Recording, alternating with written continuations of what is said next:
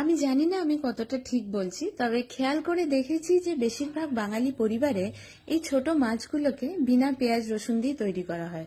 Tomato, সর্ষে, সাথে হয়তো সরু সরু করে কাটা আলু দিয়ে। আহা, সে কি তৃপ্তির খাবার!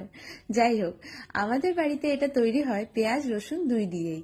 সর্ষেটাকে বাটার সময় তাতে কয়েক কোয়া রসুন দেওয়া হয় মাছের পরিমাণ অনুযায়ী। আবার মাঝে মাঝে সাথে তেঁতুলও দেওয়া হয়। ওটা আবার আরো সুন্দর খেতে হয়। এভাবে বানানোর একটা কারণ অবশ্যই এটা যে আমার ঠাম্মা, মা, কাকিমা এদের সবার জন্ম এবং বেড়ে ওঠা তৎকালীন বিহার, বর্তমান ঝাড়খণ্ডে। এবং আমরা জানি যে বিহারি স্টাইলে যে মাছের কারি হয় তাতে সর্ষের সাথে রসুনের ব্যবহার হয়। তাই আমাদেরও সৌভাগ্য যে রান্না বান্না খাওয়া দাওয়া সবকিছুর মধ্যেই বাঙালি আর বিহারি দু রকমের কালচারের স্বাদই আমরা পেয়ে থাকি।